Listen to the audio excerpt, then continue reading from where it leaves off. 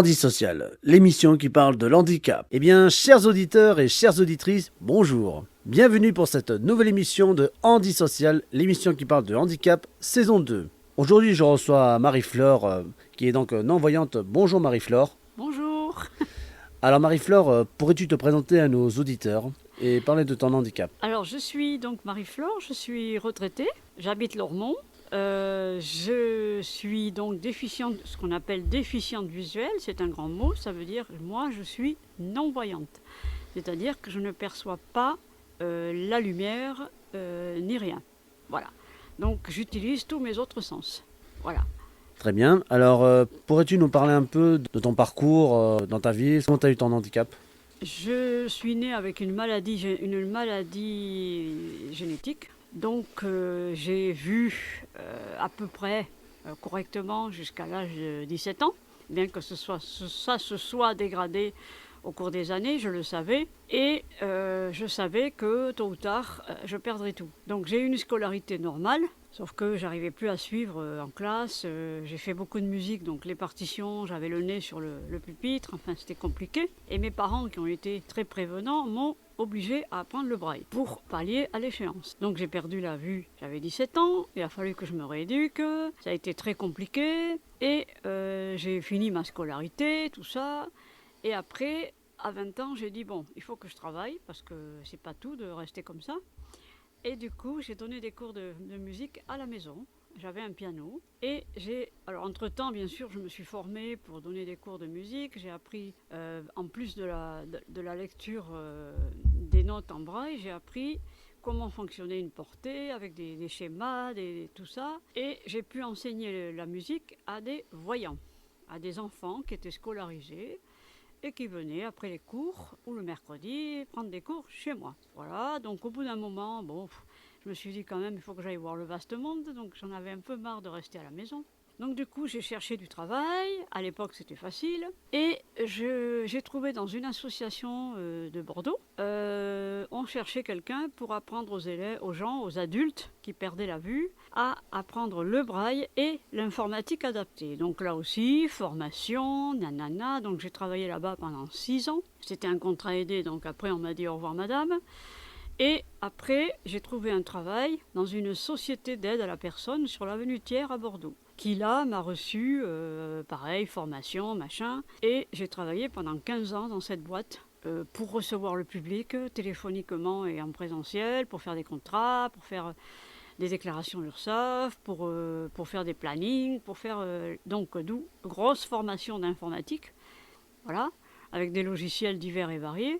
Et au bout de 15 ans, on m'a dit « Ah oui, mais les logiciels maintenant sont plus accessibles aux non-voyants parce que trop colorés, parce que gna. Donc il a fallu que je retrouve un autre boulot. Donc on m'a proposé une place, secrétaire dans une société qui vendait du matériel pour handicapés, où je faisais les factures, comment on appelle ça, les devis, enfin secrétaire quoi. Et c'est comme ça que j'ai fini ma carrière. Voilà. Entre-temps, j'ai été mariée. J'ai perdu mon mari, j'ai été mariée, j'ai eu une vie normale. Et maintenant, je suis bénévole à Didet pour les cours d'alphabétisation à Carrier. Voilà mon parcours. Parfait. Donc, quelles sont tes ambitions, enfin tes passions? Alors, j'adore la lecture. Je lis en braille et en audio, beaucoup. J'aime beaucoup, beaucoup, beaucoup la lecture. Alors, polar, roman, biographie, j'adore. J'aime beaucoup la musique puisque étant musicienne, bon là j'ai plus de piano parce que j'ai plus de place, il faut que je me trouve un piano numérique. Et je fais partie d'une chorale. Donc la musique, j'aime beaucoup les randonnées. Alors je suis inscrite dans un club valide, un club de Lormont d'ailleurs. Et je fais du sport dans une salle où je fais comme tout le monde, de la muscu, de la renfo, histoire de rester un peu à peu près correct. Et voilà, et j'aime beaucoup les gens, c'est pour ça que j'ai fait de l'alpha. Parce que moi, le social d'abord, c'est mon truc. Et puis le contact humain, je trouve que c'est ce qui pourrait nous sauver, enfin qui pourrait faire que la vie serait moins compliquée, je trouve. Donc voilà mes passions. Très bien. Alors, est-ce que tu pourrais nous raconter comment tu vis en tant que non-voyante Oui. Est-ce que tu ressens parfois des provocations, le regard des autres? Alors, au début que j'ai perdu la vue, le regard des autres, pour moi, c'était terrorisant. Dès que je sortais dans la rue, j'avais l'impression que tout le monde me regardait et me jugeait. Et au fil du temps, j'ai perdu cette impression. Oui, effectivement, il doit y avoir des regards, mais je m'en fiche. Parce que je me dis qu'après tout, la différence existe, quelle qu'elle soit. Et que si quelqu'un vient me dire, bon, jamais j'ai eu de problème, hein, mais si jamais quelqu'un vient me dire quelque chose, ben, je dirais, écoute, regarde-toi d'abord et après on en parle. Voilà. Moi, je sais que j'ai beaucoup, beaucoup, beaucoup de personnes qui m'aident dans la rue, énormément. Mais vraiment, hein.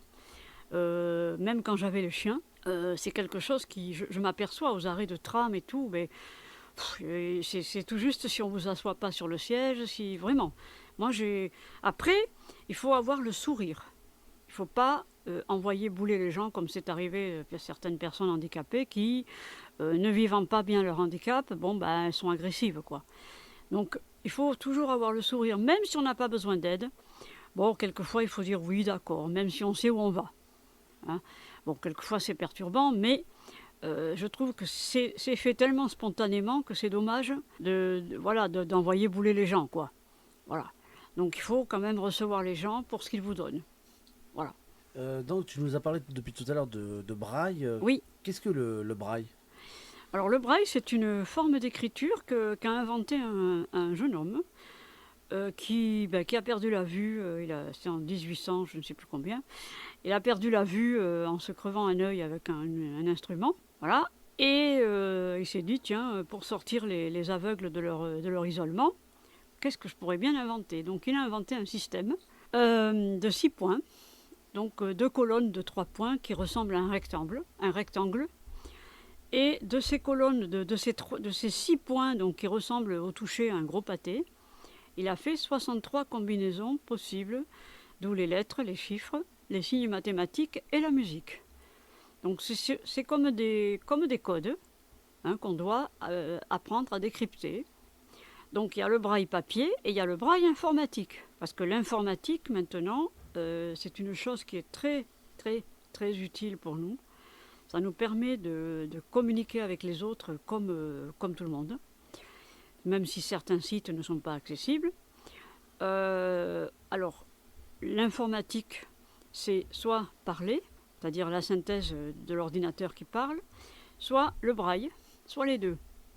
C'est-à-dire que le braille, c'est une plaquette qu'on met devant l'ordinateur et qui est branchée en USB et qui sort en point, en braille, tout ce que l'écran lit en texte. En texte, je sais pas moi, un livre par exemple, si on veut le lire en numérique, on le charge sur l'ordinateur et le livre sort en braille, sur la plage braille. Voilà. Et donc ça aide beaucoup parce que quand vous êtes dans un environnement où il y a trop de bruit, vous ne mettez pas la synthèse parce que ça prend la tête, vous pouvez lire le braille, ça suit pareil, voilà, à condition de le connaître bien sûr. Voilà. Et donc, pourrais-tu nous dire comment tu as appris le braille et quelles sont les difficultés? Moi, j'ai appris le braille, à l'époque, c'était les méthodes archaïques, c'était ce qu'on appelle une tablette, c'était une planche en ferraille avec un cadre, on met la feuille dedans, on met une espèce de grille avec justement la forme le fameux 6 points, et on a un petit poinçon à la main et on fait des petits trous dans la feuille. Ça, c'est le côté archaïque, à l'époque, il n'y avait que ça. Maintenant, il y a les machines à écrire, braille, et il y a aussi quelque chose qui est fabuleux, ce sont les blocs-notes. Alors les blocs-notes, ce sont des comment vous dire, c'est comme un petit ordinateur avec un clavier avec 6 points, et on tape la forme des lettres qui sort sur une mini plage braille. Et ça, on peut enregistrer les fichiers sur clé ou sur la racine de l'appareil, et c'est ce qui est chouette parce qu'on peut le trimballer partout. Donc ça permet de prendre des notes. Voilà, ça permet aussi de mettre des livres qu'on peut lire aussi à la plage braille mini. Et c'est une avancée, ça aussi, technologique. Moi, je sais que j'en ai 2. Et franchement, c'est drôlement utile. Hein. C'est très très bien.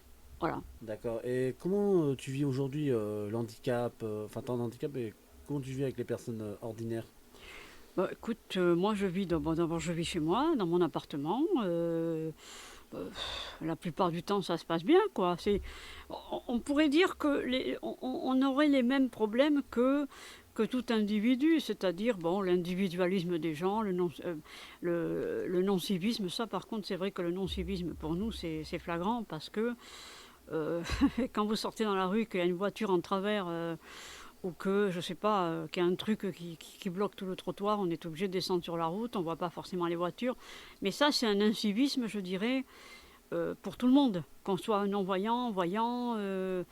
Moi, c'est l'incivisme que j'ai du mal ouais, à supporter, quoi. Autrement, moi, au niveau des voyants, enfin, j'essaie de me comporter comme quelqu'un de normal, hein, voilà, de toute façon, au départ, on affiche notre différence. Ça se voit, c'est comme ça, on ne peut pas la cacher. Donc, soit on la reçoit, soit on ne la reçoit pas. Voilà. Que veux-tu dire par soit on le reçoit, soit on le reçoit pas? Ben, soit les personnes voyantes sont choquées ou sont, je sais pas, ou ont peur, c'est surtout la peur. C'est vrai que moi, je me suis vue refuser des emplois, et ben, d'ailleurs, il n'y a pas que moi, ou même du bénévolat, parce que je ne voyais pas. Parce qu'on se dit, mais attends, d'abord, ça fait peur, et puis on ne cherche pas à savoir comment on peut adapter les choses qu'on pourrait faire. C'est sûr, on ne peut pas tout faire, ça, c'est sûr. Mais des choses qu'on peut faire, quoi. Enfin, on adapte. Il y a suffisamment de matériel maintenant pour, euh, pour pouvoir être à la hauteur de tout le monde, quoi. Et penses-tu que depuis, il y a une certaine évolution avec l'handicap? Oui, je trouve que quand même les gens ont un meilleur regard. Enfin, c'est moins méconnu, ça fait moins peur, déjà. Il y a quand même des choses qui se font. Bon, c'est pas tout rose, hein, comme partout, hein. Mais moi, je trouve quand même on est quand même mieux toléré. Bon, après, il faut faire son trou, hein. Voilà, il faut surtout aller vers les autres. Ça passe ou ça casse. Il y a des jours où on n'a pas envie parce qu'on a besoin toujours quelque part, de justifier du fait qu'on n'y voit pas, oui, mais on peut faire comme tout le monde. Et il y a des jours, c'est vrai que c'est pesant. Donc il y a des jours où tu te dis, bon, ben, je reste dans ma coquille, où je vais vers les associations de personnes comme nous. Et ça permet de souffler, parce que la vie quand même, bon déjà elle est un combat pour tout le monde, mais pour nous c'est quand même un combat. Faut pas non plus, tout n'est pas rose, hein. Donc voilà, il faut aller vers les autres, et puis bon, ben, le jour où t'as pas envie, ben, faut que tu te mets dans ton coin, et puis t'attends que ça passe, et puis voilà quoi. D'accord. Mm. Et est-ce que tu penses qu'il y aura-t-il encore des choses à améliorer, ou si on peut améliorer des choses? Ben, déjà, ça serait bien que la ville soit un peu plus accessible, moi je trouve. Parce que bon, ils ont fait des progrès, c'est vrai, notamment les feux sonores. C'est vrai que ça, c'est une drôle d'avancée pour traverser certains carrefours, c'est très bien ça. Alors les feux sonores, que je vous explique, en fait, c'est sur le feu, il y a une espèce de haut-parleur. Et nous, on a une télécommande qu'on achète et qui est compatible avec ce feu. Et quand vous appuyez sur la télécommande, si on peut passer, ça fait une petite musique, et si on ne peut pas passer, ça vous dit rouge piéton. Voilà. Et ça, pour nous, c'est traverser en toute sécurité, parce qu'il y a certains feux, ça craint un peu quand même. Même à Lormont, il y en a des feux adaptés. Donc, pour nous, c'est une avancée quand même que Bordeaux Métropole a bien cerné. Mais il y a des endroits, c'est pas très accessible, quoi. Voilà, donc il y a ça. Et puis je trouve que pour l'emploi des jeunes qui arrivent maintenant, il faudrait que les employeurs soient plus tolérants et acceptent de donner une chance aux personnes, que refuser d'emblée parce qu'on ne peut pas adapter le poste, surtout qu'il y a des aides financières pour les entreprises qui accueillent des personnes déficientes visuelles, hein, pour acheter le matériel adapté. C'est vrai que c'est un coût, c'est très élevé, hein, c'est très cher, hein. Mais pour que les personnes aient la chance de se défendre et de dire voilà, j'en vaux une autre. Je travaille parce que moi je me suis entendu dire par exemple ah oui mais je ne peux pas vous prendre parce que vous n'allez pas vite au travail, hein. Oui, on est plus lent que quelqu'un qui voit, c'est sûr, mais on peut s'adapter et apporter enfin, je sais pas, on peut travailler comme tout le monde, je trouve. Voilà. Bien oui, tout à fait. Alors dis-moi Marie, est-ce que tu souhaiterais dire quelque chose aux personnes handicapées ou aux personnes ordinaires? Bah, aux personnes handicapées, déjà, je leur dis d'essayer de se battre, On a notre place dans la vie. Je trouve qu'on a notre place. La différence, c'est bien. Mais justement, on a notre place, on a notre mot à dire dans la société. On est des citoyens comme tout le monde. Et il faut se battre auprès des institutions, des associations, des choses comme ça. Il ne faut pas hésiter à dire, bon, j'y vais. Je verrai bien comment je serai reçu. Si je ne suis pas reçu, ben, tant pis. Mais si je suis bien reçue, ben, moi je suis allée vers d'idées, j'ai été bien reçue. On n'a pas eu de mots ou d'attitudes négatives. C'est oui, ben voilà, il faut pas rester dans son coin en disant mon Dieu, je vais me faire rétamer. C'est sûr, on risque. Mais le risque zéro n'existe pas, quoi. Et aux personnes valides, ben écoutez, on n'est pas des monstres, quoi. Voilà, c'est tout ce que j'ai à dire. D'accord, eh bien écoute Marie, merci beaucoup. Mais avec plaisir. Donc, eh bien, chers auditeurs et chères auditrices, alors n'oubliez pas une chose, faites-vous aider, chers camarades, acceptez de l'aide, et surtout, pour les personnes ordinaires, nous sommes certes des personnes handicapées, mais nous ne sommes pas des bêtes de foire dépourvues de sentiments qu'on peut maltraiter impunément. Nous sommes des êtres humains comme vous, alors nous souhaitons qu'une chose, c'est d'être acceptés et coexister avec vous. Donc un monde plus ouverte et plus accessible pour tous. Voilà, sur ces belles paroles, je vous souhaite de très bonnes journées et à bientôt pour l'émission Handi Social, l'émission qui parle de l'handicap, saison 2 sur radiolidée.org.